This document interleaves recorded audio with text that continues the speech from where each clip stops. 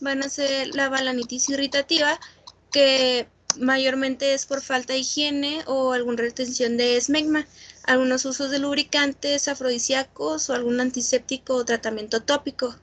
Esta se confunde mucho también con la balanitis alérgica, que puede ser ya sea por contacto o por aplicación del alérgeno provocando pues, la reacción alérgica.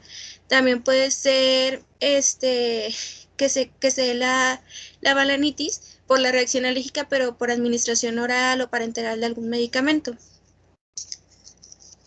En el caso de las infecciosas, vamos a tener la balanitis por anaerobios y la balanitis candidiásica, que va a ser la más común. Okay. En estas imágenes, en la primera, podemos encontrar lo que es la balanitis irritativa como tal. De esta forma se puede ver la irritativa o la alérgica, incluso a veces la traumática. La traumática va a ser por heridas accidentales o a un traumatismo de fricción que va a originar las erosiones o a veces incluso fisuras. En la segunda vamos a tener la clásica, que es la balanitis candidiásica. Esta también, como les dije, es una de las más frecuentes. Esta principalmente se va a dar en varones diabéticos y se mencionaba que incluso puede ser la primera manifestación de la diabetes. Pues también se puede presentar bueno, en pacientes adultos que no sean diabéticos, pero que su pareja tenga candidiasis. No se consideraba como una infección de transmisión sexual como tal, sino la manejaban aparte, pero pues sí, igual iba a ser por contacto sexual. Este también puede ser a veces, bueno, se puede presentar cuando el paciente usa corticoides tópicos, y pues en esta van a presentar mucho prurito. Y en la exploración, como podemos ver en la foto, vamos a tener áreas de eritema o pápulas con descamación, y al lado vamos a ver una zona blanquecina. En la siguiente imagen vamos a tener alguna de las balanitis crónicas. La primera va a ser una balanitis circinada. Esta se puede presentar de modo espontáneo o puede ser un signo de la enfermedad de Reiter tras un episodio de alguna uretritis o una enteritis. En la cuarta imagen, aquí sigue mi cursor, ¿verdad?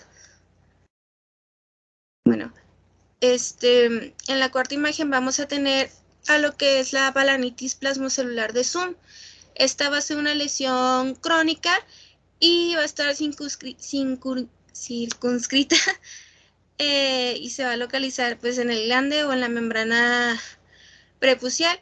Esta va a tener una inflamación de células plasmáticas y se va a presentar en unas placas como tipo marrón o rojizas, y va a tener un aspecto exudativo y brillante. Después vamos a tener la balanitis queratósica o pseudoepiteliomatosa. Bueno, esta pues igual va a afectar al glande, y esto se va a dar más en varones de edad avanzada y que pues no van a estar circuncisados. Esta va a empezar con una placa que va a estar cubierta de escamas, mayormente plateadas o amarillentas. Va a dar un aspecto de como de psoriasis, y puede hacerse queratósica o puede atrofiarse y perder la elasticidad la piel del glande. Después vamos a tener la balanitis serótica obliterans. Esta va a caracterizarse por una fibrosis que va a afectar a toda la circunferencia del prepucio y va a impedir su retracción, causando pues la inflamación del pene. Ok, en el caso de la balanitis, pues va a depender igual de cuál sea su causa, pero entre sus signos y síntomas característicos va a haber enrojecimiento, va a haber irritación, edema, y puede presentar o no exudado, y este puede ser purulento. Para su diagnóstico se menciona que va a ser clínico completamente. Se debe de descartar una parafimosis y pues bueno, porque la parafimosis pues es una emergencia médica. Se menciona también que para conocer su causa debe hacerse algún cultivo en caso de que sea de origen infeccioso o por hongos. En el tratamiento de la balanitis, pues va a ser completamente igual por su causa. En el caso de que sea una infección por bacterias, el tratamiento pues se va a hacer con antibióticos administrados por vía oral. El tipo de antibiótico pues va a depender si se trata de una infección de transmisión sexual o no. Ahí entraría el caso de la candidiasis. Y en el caso de la infección por hongo, bueno, perdón, me equivoqué. En el caso de la infección de hongo, pues igual van a ser con antifúngicos. Y en el caso de las irritativas o alérgicas, se menciona que puede dar cremas con corticoides, pero aquí teníamos que estar muy, muy seguros que no sea una balanitis de origen infeccioso, ya que si aplicábamos el corticoide, pues iba a agravar la infección. Ok, en el caso del tratamiento, si tenemos una balanitis inespecífica o sea de origen irritativo o alérgico, eh, lo primero va a ser la buena higiene y lavados con solución salina y el corticoide tópico que va a ser de media a baja potencia y va a ser aplicado cada 12 horas durante 5 días. Otra alternativa pues va a ser el puro corticoide, pero con antibióticos tópicos, igual cada 12 horas durante 5 días. En el tipo de infección específica, por ejemplo, se menciona que se ha visto un incremento de balanitis por estreptococos hemolíticos del grupo A, y aquí vamos a dar penicilina B, 200 miligramos cada 12 horas, si el niño pues es menor de si el niño es menor de 12 y 500 miligramos cada 12 horas si era mayor de 12 años, por vía oral durante 10 días. Alguna alternativa, pues iba a darse amoxicilina, 500 gramos por kilo por día. Si teníamos alergia a beta-lactámicos, pues se prefiere eritromicina. En el caso de la cándida, vamos a tener imidazol tópico. Este va a ser el antifúngico de elección. Este va a ser durante 2 semanas y si no, podemos dar nistatina tópica igual durante 2 semanas. Para la prevención de la balanitis, pues lo principal mencionaba que iba a ser la limpieza e higiene, ya que era pues una de las mayores causas, principalmente en los niños. Y los preservativos en caso de los adultos para no contraer una infección. Y también mencionaba que la circuncisión era una opción en caso de que tuviéramos problemas para retraer el prepucio y así, y que fuera recurrente la balanitis.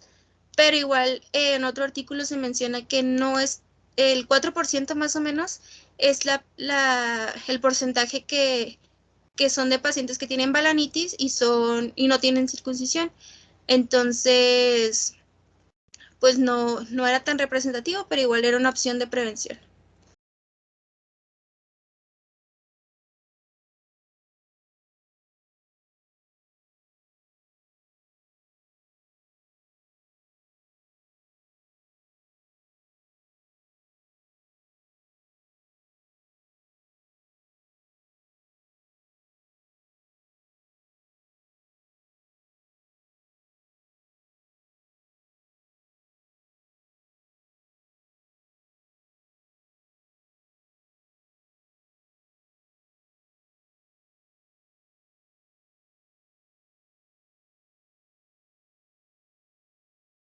Perdón, pensé que tenía micrófono prendido. Bueno, vuelvo a repetir, quise separar orquitis y la epididimitis en dos, porque así lo manejaba el Campbell. Entonces tenemos como por definición orquitis, como la inflamación de los testículos, pero el término se usó para describir el dolor testicular localizado, esto pues en los testículos, aún sin evidencias objetivas de inflamación. La orquitis aguda pues se va a manifestar con un dolor de comienzo súbito y tumefacción del testículo. asociados con inflamación aguda.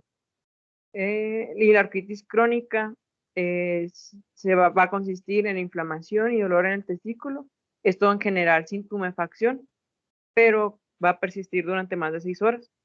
En el siguiente cuadro tenemos la etiología y la clasificación de la orquitis. La clasificación etiológica puede ser por orquitis bacteriana aguda, la cual pues se va a dividir ya sea secundaria a una infección urinaria o secundaria a una enfermedad de transmisión sexual. La orquitis infecciosa no bacteriana pues va a ser etiológica, bueno, va a tener un origen viral por un hongo o parasitario, como por ejemplo la riqueza. También se puede presentar una orquitis no infecciosa. Esta, pues, su mecanismo va a ser ya sea idiopática, traumática o de algo autoinmune. Y también se menciona la orquitis crónica y orquialgia crónica. La orquitis, pues, aislada es una entidad relativamente rara en general y de naturaleza vírica. Esta pues se va a diseminar hacia los testículos por vía hematógena y la mayoría de los casos de orquitis, en particular los bacterianos, se va a producir como resultado de la diseminación local de una epididimitis homolateral, la cual podríamos llamar como orquiepididimitis. Las infecciones urinarias suelen ser la causa subyacente en hombres sexualmente activos y la enfermedad de transmisión sexual muchas veces participan en su desarrollo. También mencionaba el libro que la orquitis no infecciosa verdadera suele ser la idiopática o suele estar relacionada con traumatismo, aunque en raras ocasiones implica pues como una enfermedad autoinmune. Mencionaba el libro que la distinción clínica entre la orquitis crónica y la orquialgia pues crónica va a ser difícil de hacer. La orquitis bacteriana pues suele asociarse con epididimitis y en consecuencia se va a deber a microorganismos uropatógenos como Escherichia coli y Pseudomonas, y a menor frecuencia especies de estafilococos o estreptococos que van a ser los responsables de la infección. Los microorganismos o patógenos que van a ser transmitidos por vía sexual, los que se van a encontrar en esos tipos de pacientes van a ser la Neisseria gonorrea y Chlamydia trachomatis, además de Treponema pallidum. Mencionaba una división, digamos así, de la orquitis llamada xantogranulomatosa, que en general pues va a estar asociada con proteus y con Escherichia coli. Aquí pues el tipo de lesión inflamatoria pues suele ser destructiva, pero es muy infrecuente y pues va a afectar a los testículos y se trata con una erquiectomía. En las infecciones por micobacterias, ya sea la tuberculosis o también se puede presentar por el bacilo de Calmette-Guerin, que estos pues nos va a causar también, pueden causar una orquitis. En ocasiones estas infecciones pues van a comprometer a los testículos y pueden causar orquitis, ya sea por cándida, aspergilosis, histoplasmosis, coccidomicosis, blastomicosis y actinomicosis. La orquitis viral más frecuente va a ser la parotiditis, aunque también menciona que la mononucleosis infecciosa también puede ser implicada también como una causa. Mencionaba también de las parasitarias, que son rara vez van a producir orquitis, pero esto sería más como en el hemisferio occidental, aunque se describieron algunos casos como filariasis y otros de trypanosomiasis y en otras áreas endémicas como África, Asia y Sudamérica. En el diagnóstico, pues los pacientes con orquitis infecciosa, pues la anamnesis pues es muy importante, ya que nos va a revelar un dolor testicular de comienzo reciente. Esto pues en ocasiones asociado a molestias abdominales, náuseas y vómitos. Estos síntomas pues pueden ser precedidos ya sea por síntomas de parotiditis niños u hombres, o por infecciones urinarias en niños u hombres ancianos, o de manera alternativa. Este, por síntomas, bueno, de una enfermedad de transmisión sexual, pues suelen ser en hombres que son sexualmente activos. Y si bien el proceso puede ser unilateral, a veces también puede ser bilateral. En el examen físico, que es la siguiente diapositiva, puede revelar a un paciente pues en estado tóxico y febril.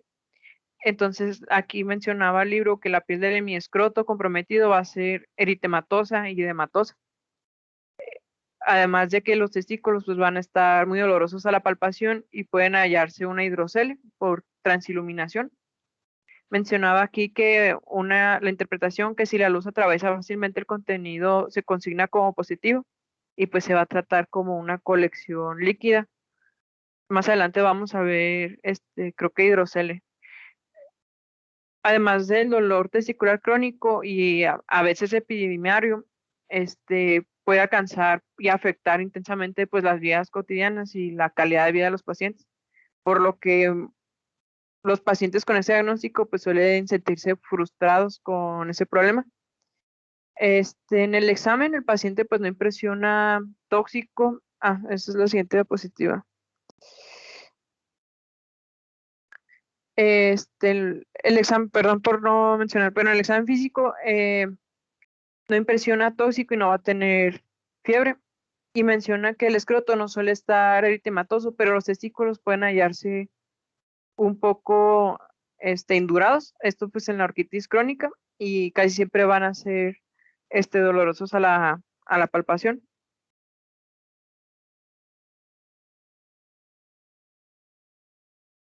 En las pruebas de laboratorio, pues van a ser empleadas pues para el diagnóstico. En este caso tenemos la análisis de orina, la microscopía de orina y el urocultivo. En el paciente pues que se sospecha de una enfermedad de transmisión sexual, también se debe de realizar un hisopado uretral, esto pues para obtener un cultivo.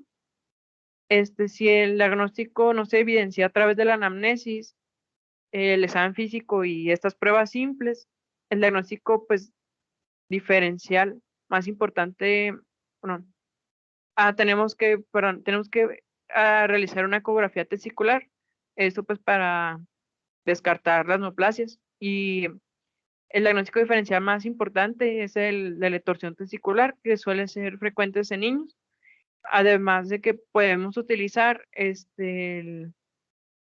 la ecografía testicular con Doppler, esto para ver el flujo sanguíneo testicular. Más adelante les voy a explicar cuando veamos epididimitis. Bueno, el tratamiento, pues mencionaba que los principios generales del tratamiento va a incluir reposo en cama, apoyo escrotal, que puede ser con un suspensorio, algo así mencionaba el libro, hidratación, el uso de antipiréticos, antiinflamatorios y analgésicos. También mencionaba que la orquitis infecciosa debe tratarse con antibioticoterapia. Esto pues debe ser específica para la infección urinaria. Ya sea también, bueno, mencionaba la prostatitis o la enfermedad de transmisión sexual. Esto idealmente debe basarse en los resultados del cultivo y de la susceptibilidad antibiótica. Y pues, pero puede indicarse sobre la base del examen microscópico a la tensión de Gram.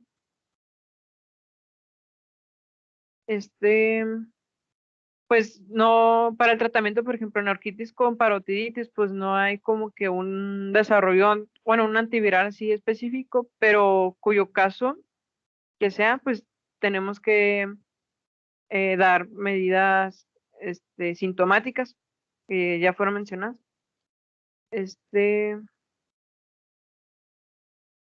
Bueno, mencionaba también que si la prueba inicial es negativa o que todavía no se han obtenido resultados, tenemos que implementar pues un tratamiento empírico. Esto pues dirigido con los microorganismos patógenos más probables sobre la base de la información clínica disponible. Uno de ellos pues podríamos utilizar la fluoroquinolona, que sería adecuado para esa situación. también mencionaba la intervención quirúrgica, pero bueno, en este caso no suele ser necesaria, salvo si se sospecha de una torsión testicular. O sea, si hubiera una sospecha de torsión testicular, aquí, o sea, sería indicativa la cirugía. Y en la formación de abscesos, pues es inusual o poco frecuente, y que si ocurre, pues se debe realizar un drenaje percutáneo o abierto.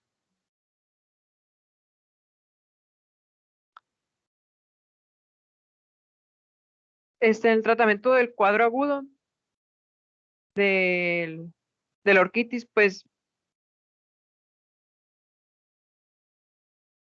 fueron todos los que, bueno, ya los había mencionado, son los del reposo, más que no sé por qué estaba doble la diapositiva. Bueno, me faltó la crónica, me equivoqué ahí. En el tratamiento de la orquitis crónica va a ser sintomático, más que no lo tengo. Aquí vamos a utilizar inflamatorios como analgésicos, también la rehidratación, mencionar las terapias calóricas y bloqueos nerviosos, que suelen ser útiles para reducir los síntomas. Y que en general mencionaba en la orquitis crónica, que suele ser autolimitada, pero que puede tardar años y a veces décadas en resolverse. Y aquí sí mencionaba la orquiectomía, y que solo está indicada en pacientes en los que el control del dolor pues va a resultar refractario a todas las medidas. Mencionaba una guía, el tratamiento en la orquitis aguda, que podemos empezar con un antibiótico pues empírico, sin esperar el cultivo. Eh, Mencionaba, por ejemplo, en las enfermedades de transmisión sexual, podemos utilizar acitromicina de 1 gramo, ya sea intramuscular o intravenoso.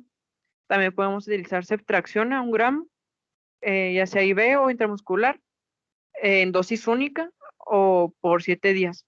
Y también mencionaba el uso de doxiciclina de 100 miligramos de hora cada 12 horas. En caso de una infección no específica, en orquitis aguda, podemos utilizar ciprofloxacino de 500 miligramos de hora cada 12 horas, también levofloxacino, norfloxacino, y también mencionaba amoxicilina con clavulanato.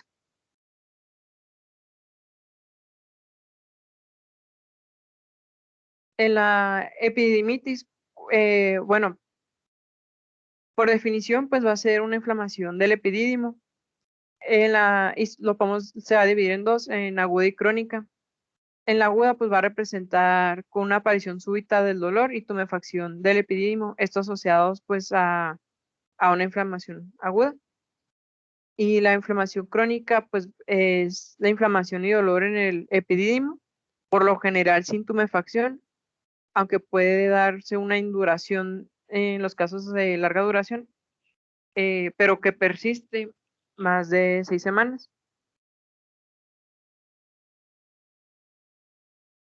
El proceso aquí en la epididimitis, pues se va a iniciar, bueno, me faltó la fisiopatogenia, va a iniciar en la cola bueno, déjame mencionó antes mejor la clasificación, pues va a ser muy parecida o casi igual a la orquitis, que va a ser, de hecho es la misma, o sea, es epididimitis aguda bacteriana, puede ser secundaria a una infección del tracto urinario, o una infección de una secundaria a una infección o enfermedad de transmisión sexual. También puede ser no bacteriana, pues, como mencionó, viral, fúngica, parasitaria. En la epididimitis no infecciosa, pues puede ser idiopática y autoinmune, venia traumática y una inducida por amiodarona. Y también asociada a algunos síndromes como la enfermedad de Behçet. Y pues ya se divide en crónica y epididimalgia crónica. En su patogenia y su etiología, pues aquí la epididimitis aguda suele ser el resultado de una diseminación de la infección desde la vejiga, la uretra o la próstata, y a través de los conductos eyaculadores o del conducto diferente hacia el epidídimo. Aquí el proceso pues inicia en la cola del epidídimo y luego avanza a través de su cuerpo hasta la cabeza. Mencionaba que en lactantes y niños la epididimitis suele estar relacionada con una infección urinaria, una anomalía congénita urogenital subyacente o incluso con una presencia del prepucio o fimosis, también suele ser asociada. Nombres mayores, la hiperplasia prostática benigna y la estasis asociada a ella, pues una infección urinaria y el cateterismo van a ser las causas frecuentes de epididimitis. La prostatitis y la vesiculitis seminal bacteriana se asocian también con una infección del epididimo, esto en hombres pospúberes de todas las edades. Mencionaba que los hombres sexuales activos mayores de 35 años suele ser principalmente un resultado de una infección de transmisión sexual. Además de que también la mayoría de los casos de epididimitis aguda, aquí pues los testículos pues van a estar también involucrados. Y aquí pues ya esta entidad combinada se denomina orquiepididimitis. La orquiepididimitis crónica, esta puede proceder de una epididimitis aguda tratada de forma inadecuada.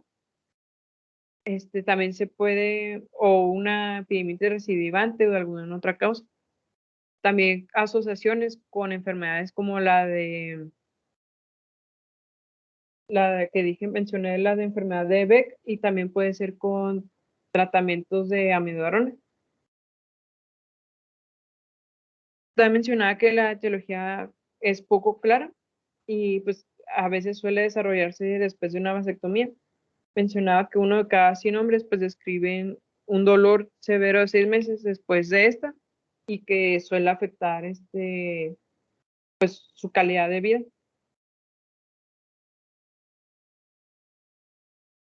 Los microorganismos que causan con más frecuencia esa enfermedad en la población pediátrica y en ancianos, pues van a ser los microorganismos, perdón, coliformes. Esto, pues, que son productores de una bacteriuria.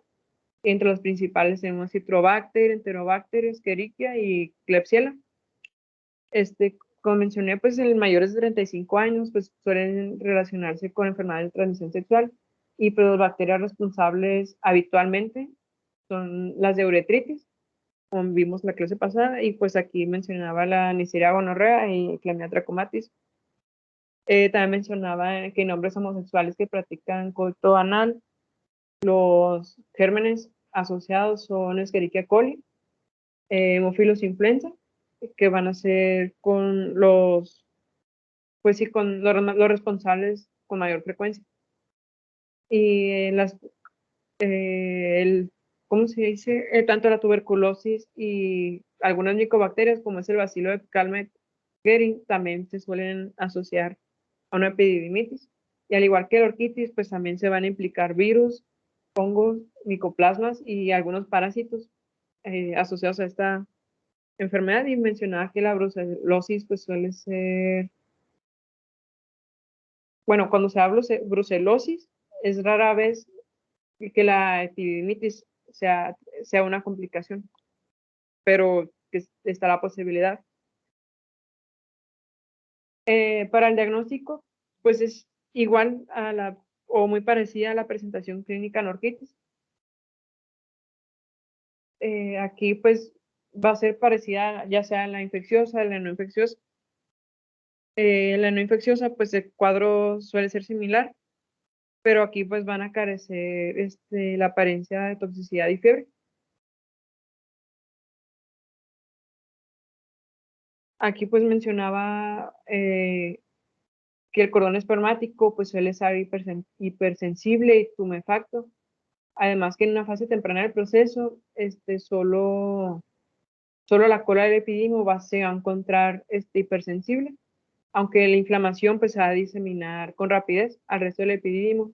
Y si continúas al testículo, pues el epididimo o tumefacto no podría distinguirse de la gona.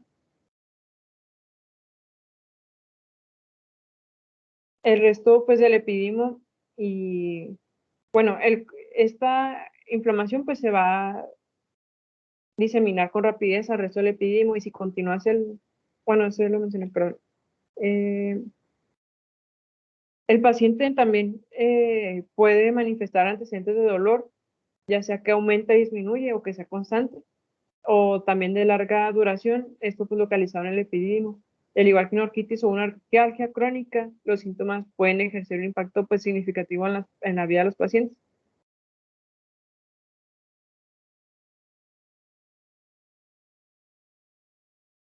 Para el diagnóstico, pues mencionaba que el paciente pueda estar tóxico y febril, además de que la piel del hemiscroto pues suele estar eritematosa y edematosa.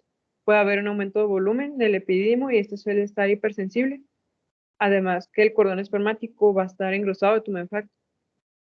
Y aquí mencionaba alta sensibilidad a la palpación y también mencionaba este signo de PREN, que en la epididimitis, cuando se hacía un ascenso del testículo, este aliviaba el dolor. Ahorita, doctor, si puede, a ver si me puede corregir en esto, porque también mencionaba No, sobre... está correcto. El signo de Ok, PREN es precisamente eso. El signo de PREN positivo habla de que el signo de PREN ayuda a diferenciar entre una una orquiepididimitis, torsión ahorita, por testicular. ejemplo, exacto. En el caso de la torsión testicular, el dolor es debido a la isquemia, a que no le está llegando sangre al testículo. Entonces, ahí, aún porque hagamos una elevación del testículo, el dolor no se calma, o sea, el dolor es constante en el caso de la torsión. En el caso de la orquiepididimitis, el signo de PREN está positivo porque nosotros, como tú bien lo mencionas, levantamos el testículo y el dolor cede. Es por eso que está justificado lo que habías mencionado, lo del calzón suspensorio o el uso de un calzón ajustado, porque obviamente esto ayuda a mejorar el dolor. Y entonces, sí, pero sí, el signo de PREN es eso, ¿no? El que tú levantes el testículo y el dolor ceda, eso es PREN positivo. Y que lo levantes, le hagas lo que quieras, y no cede el dolor, pues eso es PREN negativo. Y eso, como Oh, bien lo mencionas, es común cuando el PREN está negativo de una torsión testicular. no, muchas gracias, doctor. Aquí está. Mencionaba también el diagnóstico, pues el hidroceles reactivo, como pues por la transiluminación. Y pues aquí decía que era importante pues descartar una prostatitis y una uretritis.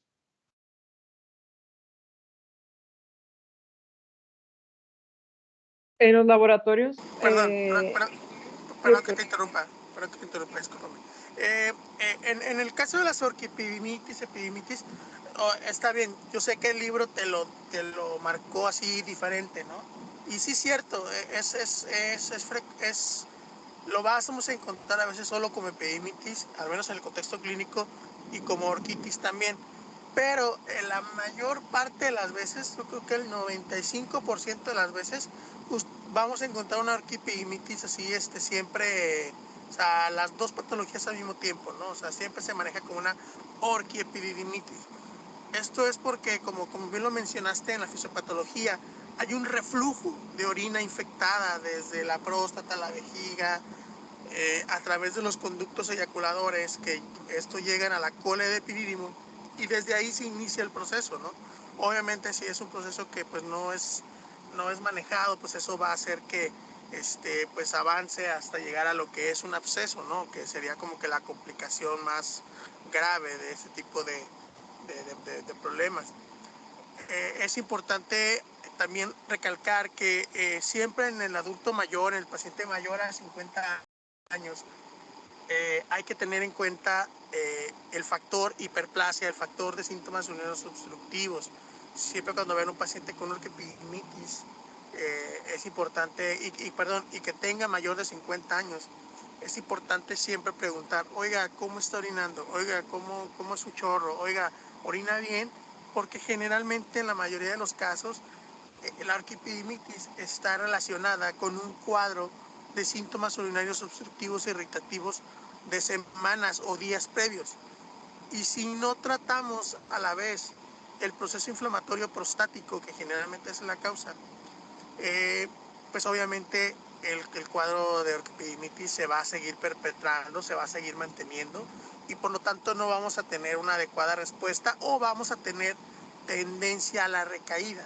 Entonces sí es importante que no solo dar los antibióticos, no solo dar los desinflamatorios, no solo decir que usen el caso suspensorio, el hielo, el reposo, sino que además veamos si hay síntomas urinarios obstructivos en el caso de los adultos mayores. En el caso de los pacientes jóvenes hay que descartar, como bien lo mencionaba su compañera, alguna enfermedad de transmisión sexual y que eso pueda pues llevar un tratamiento diferente, ¿no? Ya todos sabemos cómo se trata una patología por gonorrea, una patología por clamidia.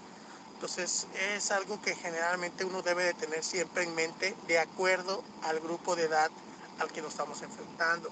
Paciente si está sondeado o no está sondeado, o sea, no sé si me expliquen en esa parte. O sea, tener esa juiciosidad clínica de ver qué otros factores pueden estar condicionando la aparición de una orquiepididimitis, ¿no? Y bueno, poner mucha atención a los casos de los datos de complicación, de un absceso, que generalmente es lo más delicado o más grave que puede presentar esta patología, ¿no? No sé si quedó un poco claro o hay alguna duda.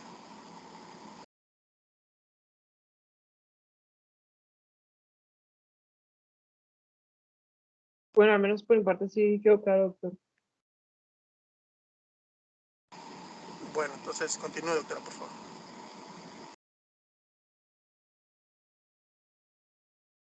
En el laboratorio pues vamos a encontrar, bueno, en biometría hemática puede haber leucocitosis y neutrofilia.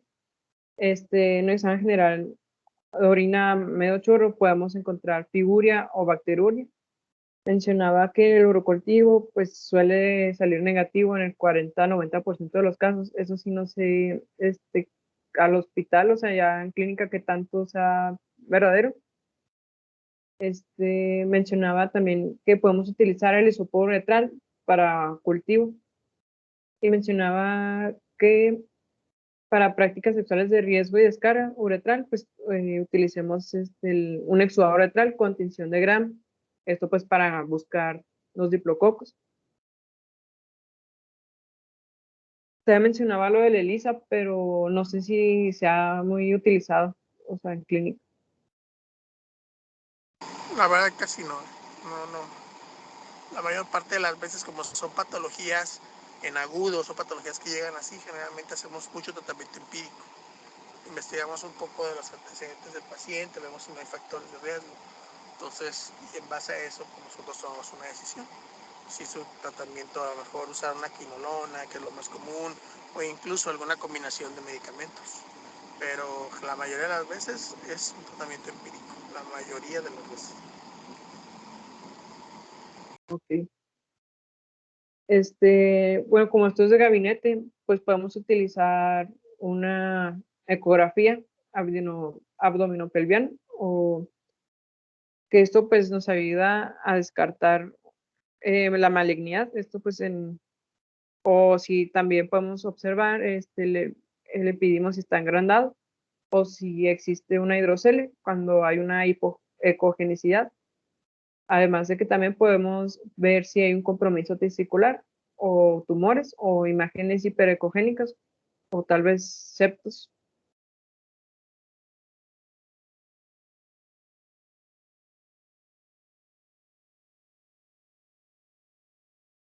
También podemos utilizar una ecografía Doppler. Esto pues con el fin de identificar el aumento del flujo sanguíneo del epidemio afectado, y esto pues también nos ayuda a excluir una torsión testicular. También la ecografía pues puede ser útil para descartar otras enfermedades epidemiarias y escrotales. Además de la gammagrafía, podemos utilizar los radionúclidos, esto pues para ver si hay una presencia del trazador pues en el centro del testículo. El tratamiento, pues aquí, como mencionó el doctor, o sea, pues va a depender pues la causa probable y del organismo. Y esto pues vamos a basar también pues en la edad. Nos mencionaba bueno, en el libro mencionaba que en hombres mayores de 35 años pues va a ser utilizada la ceftriaxona o la doxiciclina, en menores, perdón, y en mayores ya la levofloxacina u ofloxacina. Y pues aquí las medidas generales, al igual que la orquitis, pues van a ser iguales o parecidas, nada más aquí pues va a haber reposo en cama, el soporte escrotal, pues con el uso del suspensorio, además de la hidratación, y pues, se puede utilizar el hielo local. Pues no hay agentes, como mencioné antes, antivirales específicos para la orquitis o la epididimitis. La mayoría pues pueden ser manejados de forma ambulatoria. Además, en infecciones de transmisión sexual, bueno, que pensemos que tenga esa etiología, pues tenemos que dar tratamiento a la pareja. Y además, puede haber hospitalización en pacientes que tengan pues factores de riesgo. Y pues una intervención quirúrgica pues es rara vez indicada. Casi siempre pues mencionaba que es una entidad autodelimitada y que generalmente se apaga. Y pues la extirpación quirúrgica del epididimo, una epididimectomía, que solo debe considerarse una vez que pues, se agoten ya todas las medidas conservadoras y siempre y cuando pues, el paciente acepta hacerse la operación. Mencionaba que la probabilidad máxima de curar el dolor es del 50%. Además que también, no obstante los mejores resultados quirúrgicos, mencionaba que hasta un 70% de ellos informaron que tras la epididimectomía, pues el dolor, solía bajar el dolor después de una vasectomía. También se puede utilizar el bloqueo del cordón espermático pues, para aliviar el dolor severo. Y el tratamiento de una epididimitis crónica, aquí pues se suele utilizar, bueno, en el libro mencionaba, un esquema de 4 o 6 semanas de antibióticos, el uso de antiinflamatorios, analgésicos, el soporte escrotal y bloqueos nerviosos. Y pues ya había mencionado la epidectomía, que pues hay un 50% de probabilidad de curar el dolor. Eso sería todo por mi parte.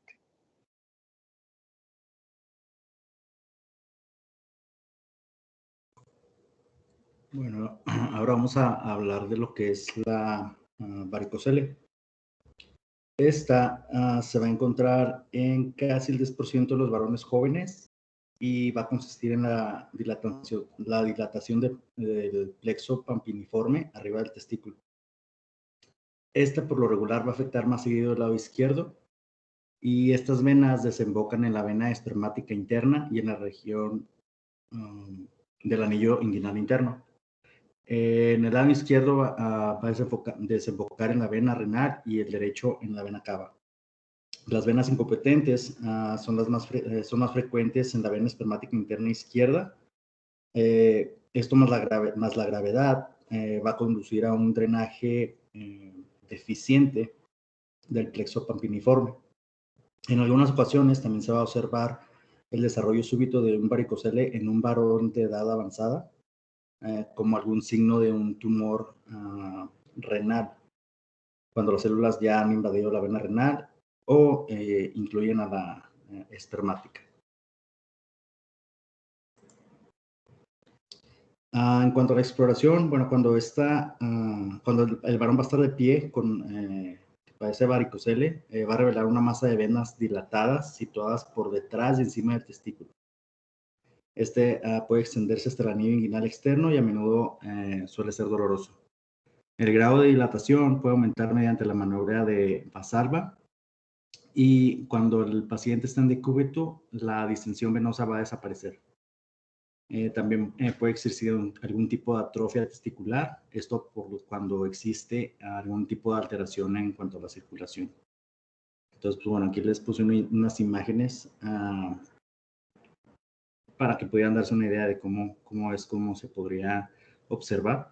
Y abajo tenemos una comparativa de lo que viene siendo ya unas venas en un estado normal a cuando ya se presenta un varicocele. En cuanto a la clasificación, en la GPC viene una clasificación que esta es basada, según Dubin y Almelar, en 3 grados. El grado 1 va a ser un varicocele de tamaño pequeño, palpable solo cuando se realiza la maniobra de Valsalva. El grado 2 va a ser de un tamaño mediano, va a ser un varicocele palpable en reposo o a la bipedestación. Y en el caso del grado 3, va a ser un varicocele visible en reposo. Ese va a ser el más característico, el más visible. Bueno, cuando se presente el varicocele, va a haber una concentración y movilidad de los espermatozoides muy disminuidas. Esto va a ser en aproximadamente entre el 65 al 75% de los pacientes. Esto puede contrarrestarse, sin embargo, con la corrección del varicocele. Y el método quirúrgico más útil consiste en lo que es ligar las venas espermáticas internas en el anillo inguinal interno. Sin embargo, en algunas fechas más recientes se han utilizado algunos métodos transcutáneos para poder ocluir las venas, como lo que viene siendo la sonda con globo y la utilización de líquido esclerosante. Estos métodos son especialmente útiles cuando se realiza una venografía espermática interna transcutánea en el caso de los pacientes estériles. Perdón. También puede ocluirse una o ambas venas, según esté indicado. Y en el caso de pacientes con dolor crónico, también puede ser útil el ensayo con un apoyo escrotal.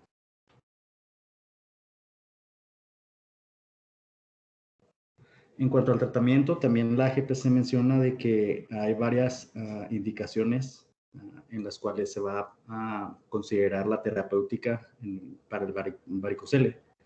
Estas indicaciones van a ser primero cuando el varicocele sea sintomático, también cuando existe una disminución del volumen testicular, cuando sea un varicocele grado 3, de acuerdo a la clasificación que ya vimos previamente, y también cuando el varicocele sea bilateral palpable. También cuando en el caso de adolescentes tengan alteraciones de parámetros seminales, y en este caso las terapéuticas recomendadas van a ser tratamiento quirúrgico abierto, puede ser también por medio laparoscópico o incluso puede ser también por medio radiológico. La cirugía abierta menciona que es el tratamiento más común y de fácil acceso. Sin embargo, pues en algunos lugares no se cuenta con en los lugares en los que se cuenta con la estructura adecuada, la embolización radiológica llega a ser la primera elección. Y pues bueno, lo que viene siendo la intervención quirúrgica, esta ya se va a basar en lo que es la ligadura y la oclusión de las venas espermáticas internas. Y esto se puede realizar en distintos niveles. Primero puede ser una ligadura inguinal o subinguinal, y también una ligadura suprainguinal mediante las técnicas abiertas, o también puede ser por medio de la técnica laparoscópica. Por otro lado, también tenemos lo que viene siendo el hidrocele. Esta, por el contrario, va a ser una colección de líquido, pero está ya dentro de la túnica vaginal. Esta puede ocurrir dentro del cordón espermático y se observa más a menudo en el caso rodeando en sí el testículo en sí. Esta puede desarrollarse rápidamente, ya sea por un traumatismo local, por el caso de alguna radioterapia, de alguna epididimitis inespecífica aguda, en el caso de tuberculosis o también en el caso de alguna orquitis. En este caso, pues, bueno, puede complicar una neoplasia testicular. El hidrocele crónico es el más común y es de causa desconocida, aunque por lo regular ocurre con frecuencia en hombres mayores de 40 años. Es más común verlo en este tipo de pacientes. Una definición más concisa es la que maneja la GPC. Quise incluirla aquí también para que les vieran un poquito más clara. Y como tal dice que el hidrocele es una colección de líquido entre la capa visceral y parietal de la túnica vaginalis. La variedad no comunicante es aquella en la cual no se comunica con la cavidad peritoneal. Esto debido al cierre del proceso vaginalis, por lo que el líquido se va a mantener dentro del escroto. Y aquí, pues bueno, una imagen para que más o menos se den una idea. Estamos viendo más imágenes más adelante. Bueno, en el caso del hidrocele, bueno, el líquido se va a acumular alrededor del testículo y la masa va a crecer gradualmente.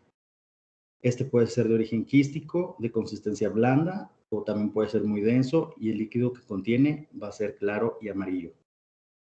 En el caso del hidrocele comunicante de la infancia y niñez, este se va a originar por una túnica vaginal permeable que se continúa con la cavidad peritoneal, y por esto es de que va a ser una especie o una forma de hernia inguinal indirecta. Si el hidrocele es grande, puede incluso haber la presencia de intestino en el contenido. Y en la mayoría de los hidroceles comunicantes de la infancia, estos se van a cerrar de manera espontánea antes del primer año de vida. Esto es muy común verlo en niños pequeños cuando los testículos descienden o cuando no descienden. Y en el caso de que se sospeche la presencia del intestino en el saco, en este caso, bueno, va a tener que ser corregido por medio de cirugía. Luego, bueno, aquí también les puse este esquema para que vieran cómo se vería en el caso de un estado normal. Luego, cómo se ve el caso de un hidrocele no comunicante. Vemos que, pues, bueno, aquí no hay, como su nombre lo dice, no hay comunicación. Luego, en el caso de hidrocele comunicante, vemos cómo sí va a estar conectado. Y luego, por último, tenemos el hidrocele en el caso del cordón espermático.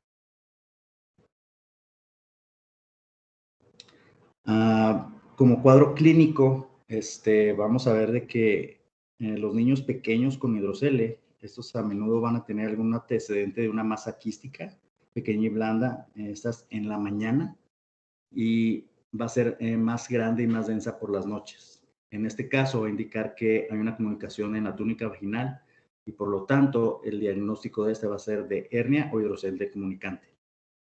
Este va a ser indoloro a menos de que ya se acompañe por una infección epididimaria aguda. El hallazgo se va a realizar por el hallazgo de una masa intraescrotal quística redonda que no es sensible a menos de que exista algún proceso inflamatorio previo o adyacente. Si el hidrocele se haya encerrado dentro del cordón espermático, en este caso se va a encontrar o se va a notar un abultamiento quístico fusiforme, lo que es en la ingle o en el escroto superior. Si el hidrocele denso debe de ser diferenciado de un tumor de un testículo. Esto sería uno de sus diagnósticos diferenciales.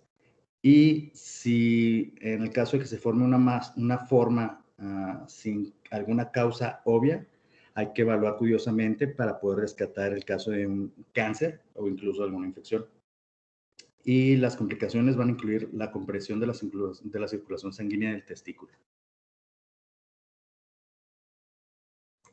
En cuanto al tratamiento, realmente no va a requerir una terapéutica activa a menos de que exista algún tipo de complicación. Y dentro de las indicaciones para el tratamiento va a ser primero la complicación en la circulación del testículo, que el hidrocele sea doloroso, que este interfiera con las actividades cotidianas de la persona, ya sea pueden ser deportivas o incluso sexuales. Cuando presenta algún tipo de dificultad durante la marcha o en la postura, y cuando este ya se encuentre infectado o incluso septado. En la infancia puede haber un cierre espontáneo y su consecuente resolución. Si es el caso de que este persista por más de un año, entonces va a ser muy improbable que cierre. En el caso de los niños, se corrige el problema con una ligadura alta de la túnica vaginal permeable a nivel del anillo inguinal interno. Esta seguida de una extirpación del saco distal. En todos los niños en que se repara el hidrocele hay que hacer incisiones inguinales a fin de corregir el conducto permeable y la recuperación por lo regular va a ser buena, aunque en algunas ocasiones va a haber reincidencia. En cuanto a vigilancia y el seguimiento, también en la GPC maneja de que los pacientes con hidroceles que no requieran el tratamiento quirúrgico van a necesitar vigilarse una vez al año, checarse con control ultrasonográfico escrotal. Si en algún momento de la evolución se detectan algunos criterios quirúrgicos, se va a recomendar referir al cirujano de manera ordinaria, y también hay que informar al paciente ante la presencia de síntomas de alarma, como lo que es el dolor agudo, hiperemia, un aumento súbito de volumen, un cambio en la consistencia, cuando se detecte en la palpación algún tipo de nódulos, cuando exista dolor a la presión. Entonces, en este sentido, pues bueno, hay que recomendar al paciente o hay que instruirlo para que acuda al servicio de urgencias. Y también hay que educarlos en cuanto a la autoexploración. Después, esto consiste en que después de la ducha y con agua caliente se levanta el pene con la mano izquierda y con los dos dedos, tanto lo que viene siendo el índice, el medio y el pulgar de la mano derecha, se va a realizar una ligera presión sobre el testículo izquierdo, esto buscando algún tipo de regularidad en sus bordes. Después de localizar el testículo, continuar con el epidídimo, que parece un cordón, y este se va a encontrar por encima y detrás del testículo. Y pues bueno, estos también realizar los mismos pasos, pero con el testículo contralateral.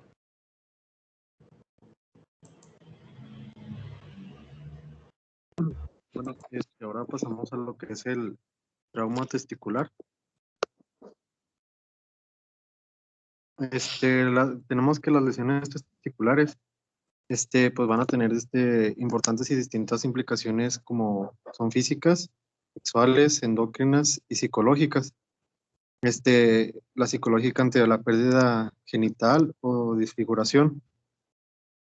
Todo esto puede conllevar bueno, todo el proceso desde el abordar al paciente, el tratamiento. Mencionaba que se debe de tener cuidado y hacer un trabajo pues correcto y minucioso, porque puede tener implicaciones legales. Esta es una patología que es frecuente en niños y jóvenes y que es asociado es más común a actividades deportivas. Tenemos esta clasificación de tipos de lesión, que son cerrados, abiertos o otro tipo. Los cerrados son los más frecuentes. Estos van a ocasionar lesiones en lo que son las estructuras intraescrotales sin romper las cubiertas cutáneas. Es decir, pues no va a haber una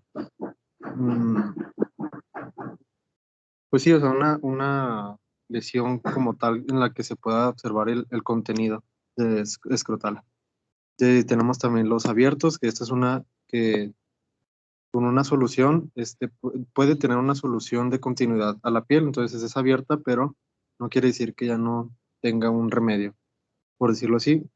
Y entre otras, pero estas son más bien como lesiones, ya sea por químicos o otro tipo de sustancias, y por radiación. A la exploración física, pues es la parte indispensable para poder diagnosticar este tipo de lesión. El paciente puede estar en bipedestación o decúbito.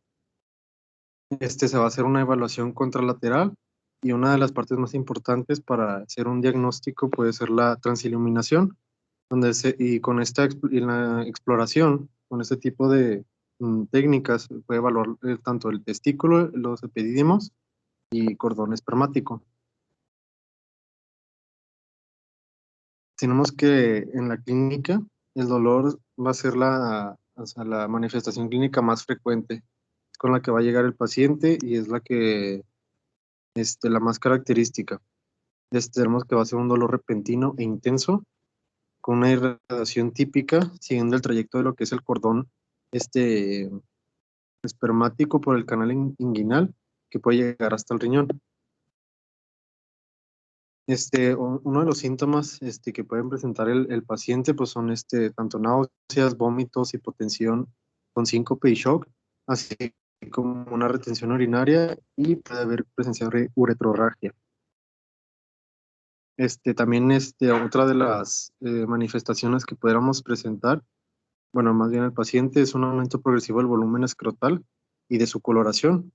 Y otra característica puede ser que pueden desaparecer las arrugas comunes o normales que sí que presenta el escroto. Pues el diagnóstico va a ser meramente clínico, por historia clínica, por los antecedentes y ay, se me olvidó la palabra. Pero sí, o sea, meramente por la historia clínica. El preguntar todos los antecedentes y con ello pues hay que ver el mecanismo de lesión, el dolor de qué tipo es y obviamente pues explorar ya más físicamente. Otro de los diagnósticos que se puede llegar a utilizar es un ultrasonido testicular y aquí podemos ver si hay una ruptura de túnica albuginea y en caso de presencia de hematoma testicular. Mencionaba que las pruebas de laboratorio no pueden aportar mucho al diagnóstico porque más que nada el diagnóstico era más clínico a la exploración, pero pueden ser necesarias en caso de que tuviera que mandarse a cirugía al paciente o de que se fuera una lesión abierta. Y en este caso se utilizaba lo que es la ecografía escrotal y el Doppler. En cuanto al tratamiento de estas lesiones, pues a los cerrados, se va a basar en cuanto a la intensidad del traumatismo. Uno de los criterios para indicar la exploración quirúrgica pues será un dolor intenso, un aumento de tamaño muy considerable que impida la palpación del testículo y una transiluminación negativa. Los traumatismos leves van a ser aquellos que tienen poca sintomatología, o sea, que es decir, que nada más a lo mejor presenten un ligero moretón o dolor, no un simple dolor. Bueno, no simple, ¿verdad? Porque es un dolor muy feo, pero que va a ser con un tratamiento conservador, que va a consistir en lo que es un reposo en cama, elevación escrotal mediante un suspensorio, hielo local, analgésicos y o antiinflamatorios. En cuanto a los traumatismos graves, van a ser pues los que no están considerados como leves. Y en este tipo de traumatismos, pues la ecografía es la que nos va a ayudar más que nada al tratamiento. No nos ayudaba mucho a lo que es el diagnóstico, por lo que les decía, pero sí nos puede ayudar para saber si el manejo va a ser conservador o ya quirúrgico. En caso, si mencionaba que si ya no hay un hematocele, el tratamiento va a ser conservador o cirugía en caso de que haya una rotura de la albuginia. Y si hay hematocele, ya el tratamiento pues, va a ser meramente quirúrgico. En cuanto a los traumas abiertos, pues la mayoría van a ser tratamiento quirúrgico, pero va a depender el tipo de lesión, la que va a definir la técnica o la manera en que se va a abordar. Pero la mayoría son tratamientos quirúrgicos. También mencionaba en cuanto a las laceraciones del escroto, que la evaluación de estas lesiones tiene que ser precoz pensando en la posibilidad de lesiones asociadas no escrotales.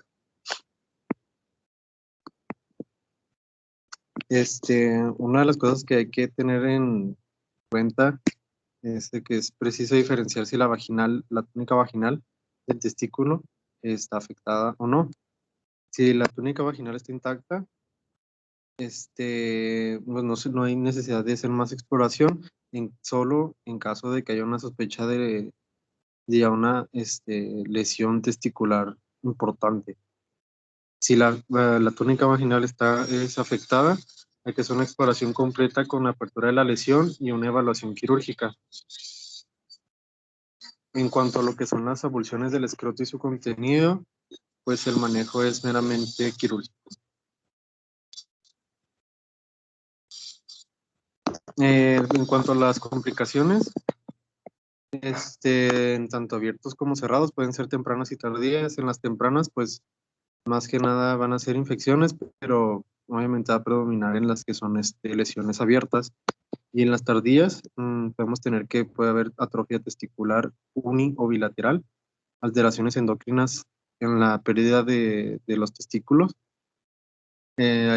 que exista un testículo doloroso, ya sea continuo o en crisis, una obstrucción de la vía espermática, que si es bilateral de ambos lados, bueno, o sea, que si es de ambos lados va a ocasionar esterilidad e impotencia relacionada con lesiones vasculares, neurológicas o psíquicas. Y por último tenemos lo que es la torsión testicular, que esta pues tenemos que es la causa más frecuente de lo que es el escroto agudo. Esta va a comprometer lo que es la perfusión sanguínea testicular, por lo que se debe diferenciar de otras causas de escroto agudo y debe tratarse 12 horas en el transcurso de 12 horas antes de que fue producido el trauma. Mencionaba también que las más importantes o lo que debe de hacerse es en las primeras 6 para salvar el testículo como tal. Y ya como tal, la torsión testicular pues es el giro testicular sobre el eje del cordón espermático que interrumpe la circulación venosa y arterial del testículo. No sé si sea en general o dependa, pero vi que mencionaba que el testículo derecho va a girar hacia la izquierda y el izquierdo va a girar hacia la derecha. Es como va a ser la torsión. No sé si lo dije al revés, pero va algo así, no sé si qué tan cierto sea. Vamos a tener que esto va a ser más común en los varones prepúberes, que pueden causar atrofia testicular en las 3-4 horas después de la lesión. Es más común en lo que son las épocas de frío y es más propenso a que sea bilateral. Y tenemos que una contracción del cremaster.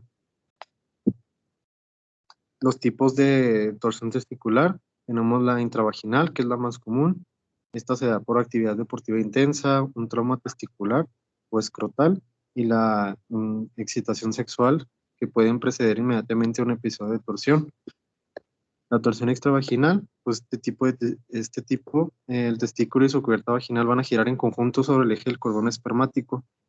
Este ocurre más en lo que es el periodo fetal en niños nacidos con ausencia testicular uni o bilateral. Tenemos también lo que son la torsión entre epidídimos y testículo, pero que esta es muy rara y solo se puede producir en caso de que exista una separación entre lo que es el epidídimo y el testículo.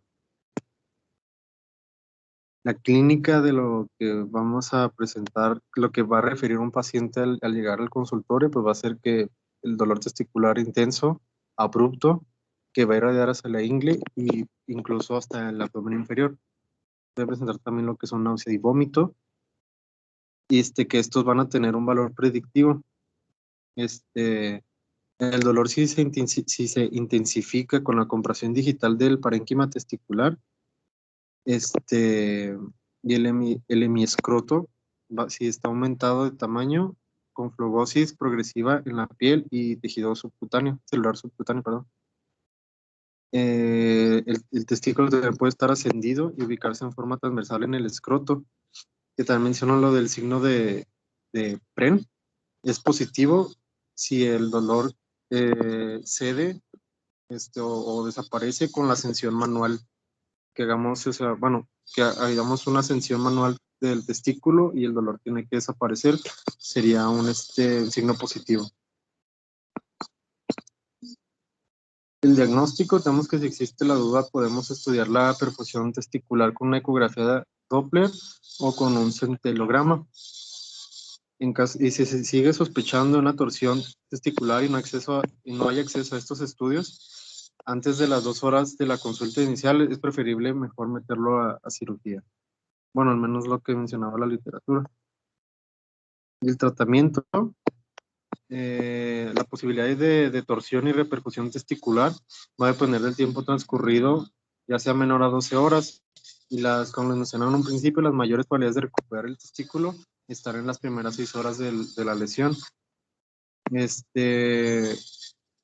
No sé cuál sea, yo ahí quito una confusión cuál era más común el tratamiento, si quirúrgico o incluso si se puede hacer la corrección manual. Pero meramente es quirúrgico y supuestamente pues puede hacerse una corrección manual. Si fue el testículo derecho, girar como si estuvieras desatornillando, y si fue el izquierdo, como si fueras a atornillar. O sea, en sentido de manecillas del reloj. No sé si qué tan cierto sea eso o si tiene validez. Y pues ya sería todo.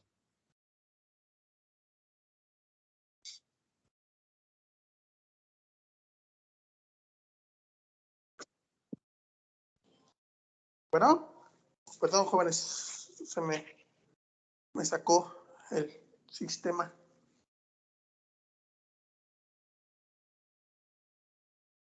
¿Me escuchan? Sí, doctor. Ah, perdón, es que me sacó y estaba costando trabajo conectarme. ¿Dejaron de compartir? ¿Terminó la clase o qué pasó? Justo acaban de terminar, sí.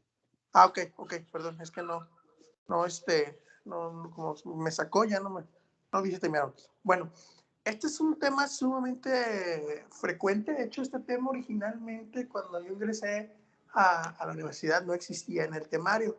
Nos pusimos de acuerdo los urólogos en la universidad y dijimos, no, es que este tema es importante que lo vean porque son patologías que van a ver. Si puede proyectar la clase, me ayudaría mucho para irme guiando, para ponerla desde el principio, que fue donde vimos ahí, o nos estaban explicando lo de balanitis. ¿Alguien que me pueda apoyar con la proyección? Sí, ahí voy, profe. Sí, gracias, doctora.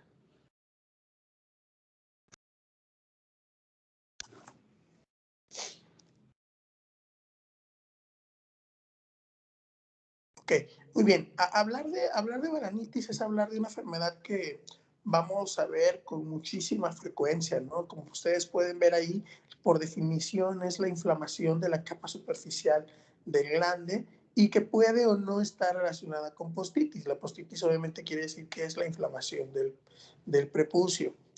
Obviamente es una enfermedad que pues, está presente en los varones no circuncidados. Eso es, bueno, la balanopostitis es obviamente en pacientes que no están circuncidados y la balanitis pues es indistinto, ¿no? Varía mucho la presentación en cuanto al niño y al adulto, ¿no? Así que pasamos a la que sigue. Vemos aquí, por ejemplo, entre los tipos de balanitis que podemos encontrar, tenemos la traumática, el paciente que recibe un trauma contuso, el paciente que luego se lastima a lo mejor con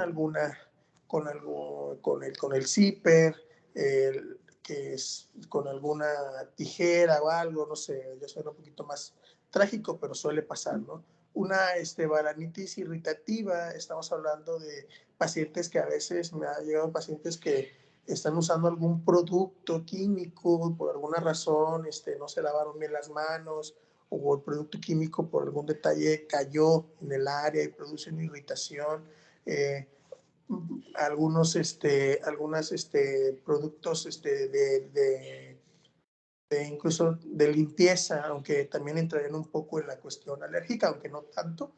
Más bien ahí, por ejemplo, jabones, shampoos, a veces compran shampoos medio raros y los usan en área genital, y lo que se dice es que en área genital no puedes usar cualquier jabón, de preferencia solo usa jabón neutro, porque el pH del área genital es distinto al pH de la piel fuera de ahí, ¿no? Entonces sí es importante mencionar esto. Las balanitis alérgicas en algunos procesos inflamatorios generales, reactivos, que puede llegar a presentarse, no es muy frecuente.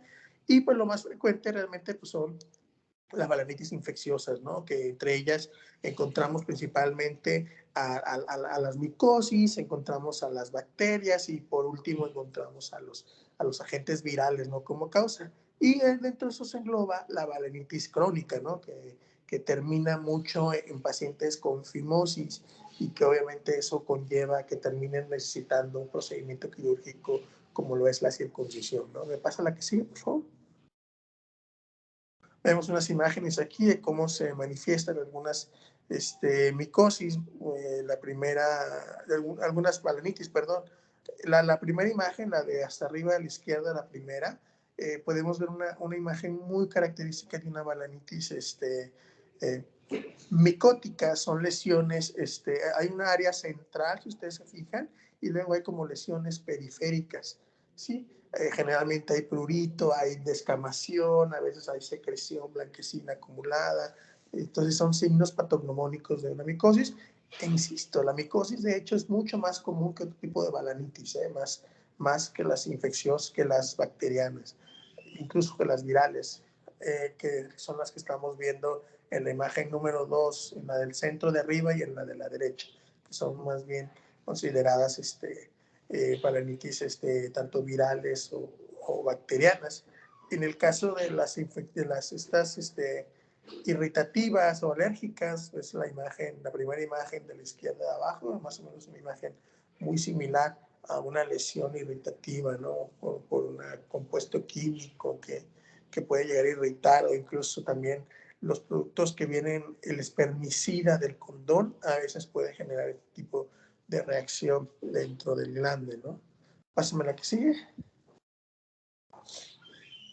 Bueno, signos y síntomas, pues ya nos explicaron. Tenemos el enrojecimiento, la irritación, el edema y en algunos casos el exudado. El exudado no es una constante, puede o no presentarse, pero sí el enrojecimiento, la irritación, el edema, sí son ahí como que podríamos decir como que la triada clásica de la sintomatología de la balanitis, ¿no? La que sigue, por favor. El diagnóstico, pues obviamente en su mayoría es clínico. ¿Por qué? Porque pues, generalmente observamos las manifestaciones, los cultivos, pues realmente, pues se puede llegar a hacer, aunque la mayoría de las veces hacemos diagnósticos empíricos de acuerdo a las características clínicas de presentación. Por eso es muy importante conocer muy bien las lesiones, cómo se manifiestan, cuáles son las molestias, para que nosotros podamos como que discernir de manera clínica a qué nos estamos enfrentando, ¿no? Pero el cultivo es, como dice ahí, puede ser necesario. Le voy a decir, es muy poco utilizado, pero bueno, en algunos casos se puede llegar a utilizar, ¿no? ¿La que sigue?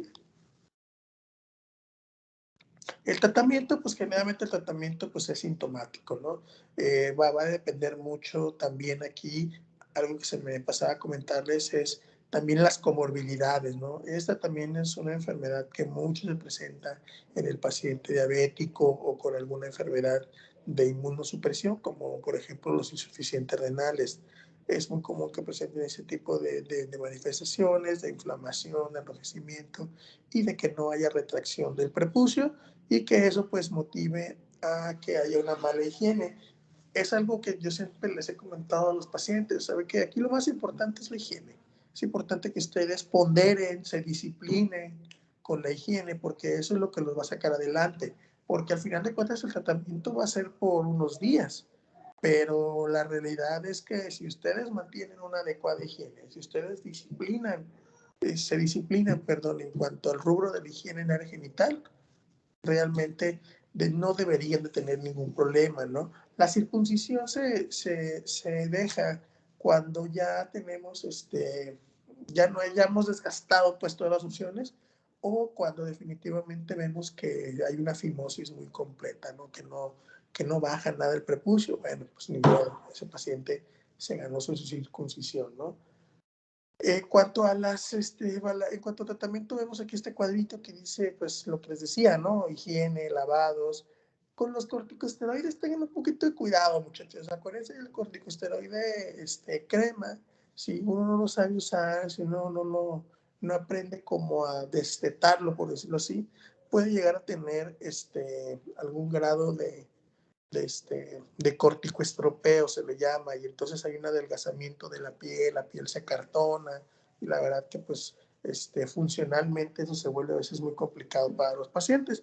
En el caso de infecciones ya específicas, como por ejemplo lo que es las infecciones infecciosas, pues vemos que pues hay usos como de penicilina, de etimicina, pero bueno, eso ya son tratamientos un poquito ya más viejos, ¿no? En la actualidad podemos usar cefalosporinas de segunda generación con buen espectro para gram negativos, o si lo tenemos ahí a la mano podemos usar imidazoles en el caso de las infecciones por micosis, como lo es el fluconazol o el itraconazol, ¿sí? En cuanto a las infecciones micóticas, yo la verdad yo no recomiendo mucho las cuestiones de crema porque la crema produce más humedad y estas micosis son muy frecuentes en pacientes diabéticos y en pacientes que a lo mejor no son tan disciplinados con la cuestión de su higiene. Entonces sí es importante, como lo menciona aquí esta diapositiva, que debemos de ser muy enfáticos con el paciente de cuanto a la limpieza y la higiene.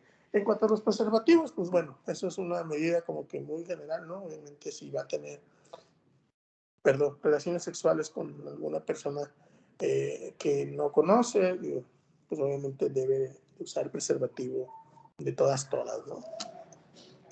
¿La que sigue? Ok, ya explicábamos un poquito hace un momento acerca de la orquitis. Les mencionaba yo que es importante el que sepan que también generalmente orquitis y epididimitis son dos enfermedades que vienen muy de la mano. Les explicaba cuál es el mecanismo fisiopatológico, sus compañeros del tema se los explicaban, ¿no? Cómo hay un reflujo de orina infectada a través de los conductos eyaculadores y esto llega a la cola del epididimo y desde ahí avanza, ¿no? Es importante en estos casos siempre tener presente comorbilidades, generalmente las orquitis o epididimitis infecciosas y que tienden a complicarse, generalmente son pacientes con alguna enfermedad crónica, en este caso pues ahora sí que el arroz de todos los moles pues es la diabetes. La diabetes generalmente genera un factor de riesgo un poquito más alto para el desarrollo de complicaciones de una orquiepididimitis, como en este caso sería el absceso testicular, ¿no?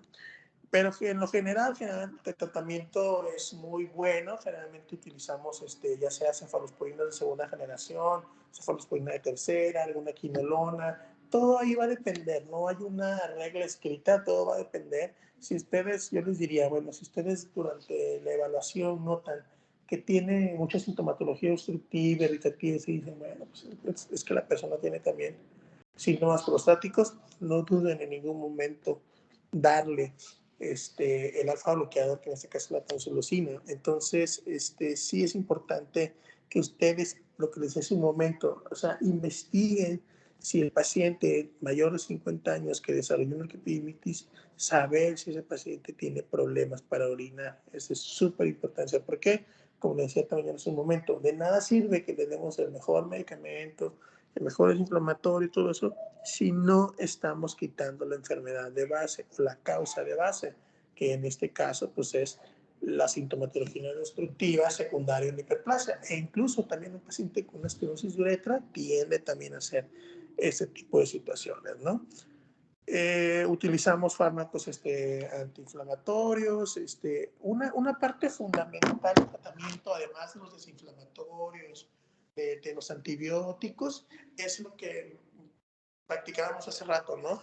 Hay que utilizar un calzón suspensorio, es algo muy importante, o al menos un calzón ajustado que levante el testículo, ¿no? Para que con eso ayudemos a reducir un poco la evolución clínica, ¿no? Le mejora el dolor, como les mencionaba, le mejora que pueda haber un periodo de desinflamación más rápido, y bueno, esas serían las principales, ¿no? Y bueno, la combinación de antibióticos y desinflamatorios generalmente ayudan. En el caso del hielo, el hielo yo lo recomiendo sobre todo cuando hay mucha hiperemia, que el testículo está muy rojo. Ahí sí yo recomiendo mucho usar el hielo. Yo la verdad no recomiendo el drenaje percutáneo, el que ustedes lleguen, piquen el testículo y saquen pus, porque eso realmente no resuelve absolutamente nada, ¿no? ¿Lo que sigue? Parte fundamental del diagnóstico, antes de que se me pase, en estas patologías, sobre todo en la patología escrotal, es el uso de antibióticos, perdón,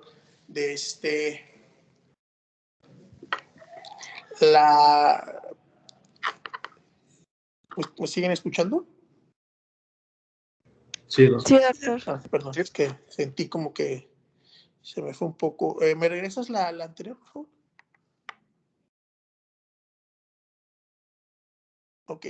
En el diagnóstico es importante el uso, o más bien la disposición de un ultrasonido. El ultrasonido es fundamental en esto. Si hablábamos cuando veíamos estudios de imagenología, que pues cada órgano, cada parte del organismo tiene un cierto estudio que aumenta la sensibilidad y especificidad de los diagnósticos, ¿no? En este caso, el testículo, el que le ofrece un 99%, 100% de eso es el ultrasonido, ¿no? Entonces, en estos pacientes es ponderante hacer un ultrasonido, ¿no? Muchachos, son las 5 y disculpen, la verdad, otra junta a las 3. ¿Les parece si terminamos de los detalles el próximo jueves? Porque el próximo martes es nuestro examen. Y el próximo jueves iniciamos con la otra clase, ¿no? Porque ya lo terminamos, ¿no? ¿Cuál es el siguiente tema?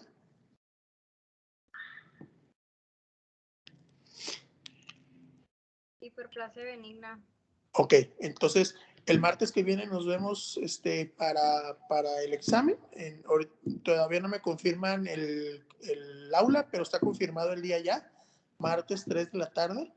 Y el jueves que viene terminamos de dar los últimos apuntes de este tema y comenzamos hiperplasia benigna. ¿Cómo ven? Muy bien, Doc. Muy bien, doctor. Excelente. Entonces nos vemos el Doc, martes, ¿el muchachos. jueves no es festivo? Tiene razón, doctora, tiene razón.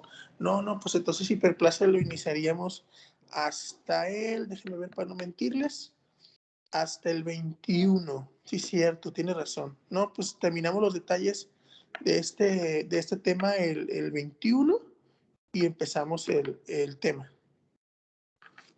Ok, doctor. ¿Sí? Sale, Bueno, Doc. ándale pues. Cuídense, muchachos. Hasta luego, Doc. Gracias, Doc. Igualmente, hasta Bye, luego. buenas tardes. Nos vemos.